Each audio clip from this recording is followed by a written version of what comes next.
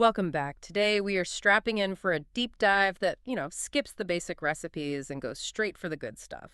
Exactly. We're talking historical context, some really unexpected global connections, and those critical chef secrets. The things that separate a good home-cooked Mexican dish from, well, true traditional perfection.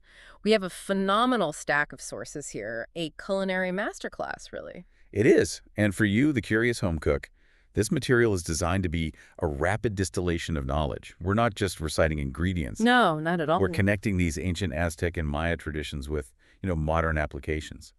The goal is for you to walk away knowing not just what to cook, but why specific techniques are just non-negotiable. Okay, so we've laid out a complete culinary spectrum. We're covering the global import that is tacos al pastor, And the deeply historical guacamole. the traditional rolled goodness of enchiladas rojas, The highly technical chiles rellenos, which are a personal favorite. and of course the ancient celebratory meal, tamales. It's a full education in corn, chili, and technique. All right, let's start with a dish whose origin story is so surprising it might redefine what you think of as authentic Mexican street food. Let's talk tacos al pastor. This is one of my favorite stories Okay. because it's this beautiful accident of culinary fusion. Chronologically, this is one of the younger classics on our list. Really? How young are we talking? Early 20th century. It really emerged in Puebla and Mexico City, and it was a direct result of Lebanese immigrants settling there. Wait, Lebanese immigrants? So we're talking about the vertical spit, aren't we? The shawarma connection. Precisely. They brought that tradition of cooking meat. Originally, it was lamb on a vertical rotating spit, doner or shawarma. The original Mexican version was even called tacos árabes. Tacos árabes. Yeah. Wow. And then the genius of adaptation kicks in. The pivot from lamb to that marinated pork and, of course, that iconic pineapple on top. Yes, but the cooking method itself that remained tied to the vertical spit, which in Mexico is known as a trompo. The trompo, that's the key to the authentic texture, right? It is. The meat is constantly basing in its own fat and juices as it rotates, and then it's sliced off so thinly. You get that unique texture and that crisp, caramelized edge. Okay, so that's great if you're running taqueria, but what about at home? I mean, how do you even begin to mimic that? We don't have a trompo in our kitchens. And that's the practical challenge the source material really digs into. First, the cut of meat. While it's traditionally pork, you can switch to thin-sliced beef or chicken. But the key word there is thin. Yes. The critical insight, which ties right back to that doner origin, is the thinness. The thicker the slice, the better. Why does that matter so much? It's all about maximizing surface area. That thinness lets the marinade really permeate quickly, and, crucially, it allows the meat to caramelize in a hot pan much faster than it steams. Ah, I see. So if the pieces are too thick, they just kind of boil in their own juice. They do, and you totally lose that trompo-like char. You never get the browning. Okay, that makes sense. We're chasing that quick, high-heat caramelization. That means the marinade has to do all the heavy lifting. What are the non-negotiable parts of that? Right, so the foundation needs to balance acid, spice, and earthiness. You need vinegar, orange juice, which is essential for flavor and tenderizing. A natural tenderize. Exactly. And then cumin and oregano. The distinct red color and depth come from chili paste or powder, rounded out with a bit of tomato paste. And the pineapple, I always just see it on top, but the sources say it's also a secret ingredient in the sauce. It's doing double duty. The source recommends blending a small amount of pineapple right into the marinade. Pineapple has bromelain, an enzyme that's just an aggressive meat tenderizer. So that's how you get that soft, melt-in-your-mouth texture that would normally take hours on a spit? That's the shortcut. And then, of course, you add the fresh slice on top for that final burst of sweet and acid when you serve it. That is a phenomenal tip. So the three non-negotiables are: slice the meat thin, marinate overnight if you can. A few hours is okay, but overnight is a game changer, and cook in small batches. High heat, small batches. Never overcrowd the pan. That's your home cook's path to authenticity. Okay, let's pivot entirely. Tacos al pastor shows us the power of migration. But now we're going back centuries to dishes rooted in the pre-colonial foundations of the cuisine. We're talking true antiquity now. Guacamole and enchiladas rojas. Let's start with guacamole. It's so universal, it's easy to forget just how deep its history goes. It traces all the way back to the Aztec era. And the name itself is basically a recipe. A recipe in a name. How so? Well, the word comes from aguacatl, which means avocado, and mole, which means sauce. It's literally avocado sauce. The fact that the name has survived shows you how fundamental it was. The ingredients are so simple, but there's always that one big debate that dictates the whole experience: texture. Absolutely. And our sources are very clear on this. Authentic guacamole is textured. It has chunks. So step away from the food processor. Please, use a fork or a mortar and pestle. You are specifically aiming for a slightly chunky consistency. A smooth puree just loses all the character and the mouthfeel that has defined the dish for centuries. It should have some resistance. I think we've all been guilty of overmashing. Now, about ingredients, the sources really stress fresh lime juice. I know I've tried bottled stuff in a pinch, and it's just not the same. It's more than just taste. It's a chemical necessity. Lime juice adds that crucial tartness, yes, but it's the main thing that stops it from browning. It slows down the oxidation. So it preserves that bright green color. For a little while, yes. Guacamole is fragile. It's meant to be enjoyed immediately. The lime just gives you a short window to appreciate that freshness. Okay, so we have the ancient dip. Let's move to the ancient wrapper, enchiladas rojas. The concept of dipping a corn tortilla and filling it is millennia old. It's fundamental. Enchiladas are based on that Aztec practice of taking a corn tortilla, dipping it in chili sauce, and using it to carry other food. Ha. The rojas, the red version, is where that tradition meets the Spanish colonial palate. Adding things like tomato. Exactly. Tomato and certain seasonings. The red sauce is the star. What goes into building that rich red foundation? You need deep flavor concentration. The base is tomato puree and tomato paste, combined with chili powder or paste for heat and color.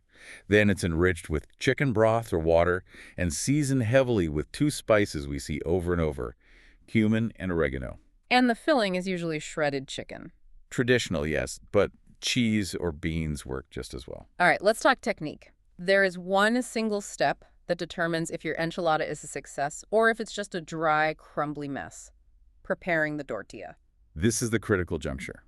The tortilla must be briefly dipped, just a quick pass in the warm, simmering sauce before it's filled and rolled. Why is this non-negotiable? What happens if you skip that? Total structural failure. Yeah. An uncooked corn tortilla is rigid. It cracks when you roll it. Oh, right, of course. The dip not only infuses that deep chili flavor right into the corn, but the moisture softens it, making it pliable. It's flavor and structure all at once. If you skip this, your final dish is going to be tough, dry, and brittle. Such a simple step, but so easy to overlook. Now, once they're rolled and covered in sauce, they get baked. The source material mentioned using mozzarella and kashar, or cheddar cheese. Yeah, that note just points to the practical reality of what melting cheeses are available. Traditionally, you'd use a Mexican melting cheese like Oaxaca, but for the home cook, that combo of mozzarella for the stretch and cheddar for the sharp flavor works really well. The goal is just something that melts beautifully and browns a little. Exactly. That little bit of browning is key for the visual and textural appeal. It's that restaurant look, you know. Mhm. Then you finish it with sour cream or strained yogurt and fresh cilantro. We've covered fusion and ancient rolls. Now we get to the technique masters, the two dishes that require specialized, kind of advanced handling: chiles rellenos and tamales. These dishes demand patience. They really are often reserved for special occasions because of the effort involved. Let's start with chiles rellenos, the stuffed peppers. A colonial-era dish, usually using big green poblano peppers. You can't just cut one open and stuff it, can you? Oh, absolutely not. The prep begins with a crucial first step: roasting and charring the peppers. You have to blister that skin either under a broiler or right over a gas burner. It's messy, but why is it mandatory? Two big reasons: flavor and texture. Mm. The charring adds this deep, smoky complexity that you just don't get otherwise. But more importantly, once they're charred, you seal them in a bag. Right, to steam. They steam in their own heat, and that loosens the tough outer skin so you can peel it off. If you skip that, the skin is tough, it's indigestible, and it just ruins the whole experience. Once it's peeled and seeded, you stuff it with cheese. And then comes the truly technical part, that fluffy, cloud-like coating. It's not breading. No, it's the signature of a traditional chili relleno. The technique is called capillo. It's this light, foamy egg batter. You have to separate the egg whites from the yolks. And you whip the whites. You whip them aggressively until they achieve stiff peaks. Stiff peaks, like you're making a meringue. Exactly like a meringue. You're incorporating air to create a leavening agent. Once the peaks hold their shape, you very gently fold the yolks back in. Try not to deflate that airy structure. That sounds like a disaster waiting to happen if you overmix. Precision is absolutely key. Then, before you dip it in that egg foam, you have to lightly coat the stuffed pepper in flour. That's the bonding layer. And then into the hot oil. What's the trick to keep it from becoming a heavy, oily sponge? The oil has to be hot enough. If it's Mhm. too cool, the batter just soaks up the oil. If it's hot, the outside sets instantly, creating a seal. You fry it just until it's golden brown and serve it immediately. It's challenging, but so rewarding when you get it right. Okay, from the difficulty of frying, we move to the time commitment of steaming. Tamales. Perhaps the most enduring symbol of ancient Mesoamerican cuisine. They predate Europeans by thousands of years. Tamales were, and still are, a celebratory food central to Maya and Aztec life.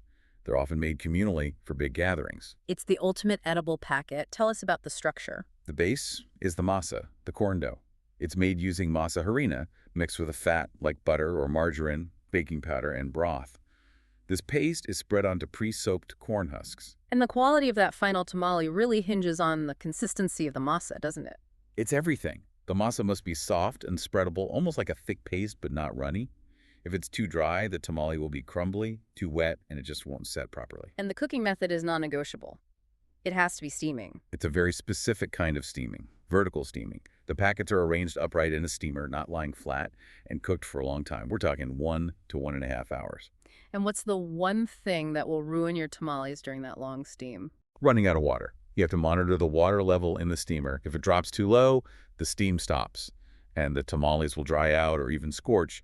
You have to add more hot water periodically. And then they're served right in the husk. Yes, and unwrapped at the table. It's a little moment of connection to the whole process. So we've covered 5 absolute pillars of Mexican cooking here, showing an incredible range. We went from the 20th century vertical spit of tacos al pastor all the way back to the ancient steam pots of tamales. The depth is stunning. But the common thread, what connects all of them, it's the foundation of corn, the tortilla, the masa, and the omnipresent reliance on chili to build flavor. So you now have the historical context and, more importantly, the actionable insights, the why behind it all, why the thin slice matters, the science of air in the batter, the necessity of wetting the tortilla. These are the details that turn simple cooking into, well, mastery. And as we close this deep dive, we want to leave you with a final thought. You now stand at a culinary crossroads. You can use all this knowledge to try and build a grand feast, a complete Mexican evening featuring all 5 of these dishes. Or you could take this inspiration and dedicate your time to perfecting just one, mastering that stiff peak batter or getting that masa consistency just right. So we leave you with this question. Which culinary path are you inspired to take first? The grand feast or the pursuit of single dish perfection?